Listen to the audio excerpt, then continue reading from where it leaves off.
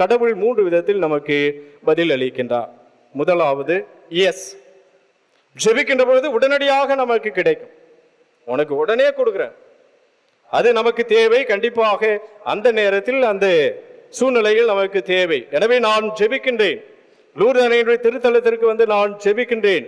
அந்த அன்னை வல்லமைமிக்க பரிந்துரையால் உடனடியாக எனக்கு நல்ல வரன் கிடைத்தது, உடனடியாக எனக்கு வேலை கிடைத்தது, உடனடியாக எனக்கு உடல் சுகம் கிடைத்தது, உடனடியாக நான் நினைத்த காரியம் நிறைவேறியது. எஸ், உடனடியாக கிடைக்கும்.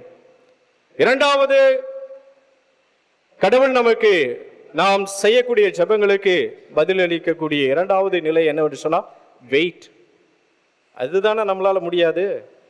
எனக்கு உடனே நடக்கணும், இன்னைக்கே கடணும், அடுத்த வாரமே நடக்கணும், எவ்வளவு அர்ஜென்ட் பண்றோம். கடவுள் நான் நினைப்பதற்கும் நாம் ஜெபிப்பதற்கு ஏற்றால் போல கடவுள் செயல்பட வேண்டும் என்று நாம் நினைக்கின்றோம். ஆனால் கடவுள் என்ன சொல்றாரு, இந்த நேரத்துல இந்த சூழ்நிலையில இது உனக்கு தேவையில்லை, கொஞ்சம் வெயிட் பண்ணு, அது எப்ப கொடுக்கணும் எனக்கு தெரியும், கொஞ்சம் வெயிட் பண்ணா அது உயர்வானதாக இருக்கும், மேன்மையானதாக இருக்கும், நிறைவானதாக இருக்கும், நீடிக்கக்கூடியதாக இருக்கும். அதனால்தான் கடவுள் சொல்கிறார் வெயிட். ஆனா நாம வெயிட் பண்ணதுக்கு தான் நம்ம மனசு அங்க இடம் கொடுக்க மாட்டேது. உடனே கிடைக்கணும், நான் ஜெபிக்கிறேன் ஆனா கிடைக்க மாட்டேது. லூர்து அன்னையை பார்த்து நான் ஜெபிக்கிறேன் ஆனா கிடைக்க மாட்டேது.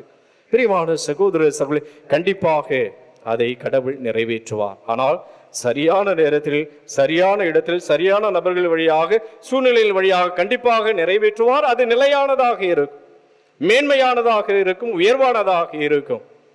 மூன்றாவதாக கடவுள் நமக்கு நோ, அது உனக்கு தேவையில்லை, அது அந்த டைமுக்கு வேணா உனக்கு பயன்படும், ஆனா அது நீடிக்காது, அது தேவையில்லை. எனவே பிரியமான சகோதர சகோதரி, இந்த 3 நிலைகளில் கடவுள் நம் ஜெபத்திற்கு பதில் கொடுக்கின்றார்.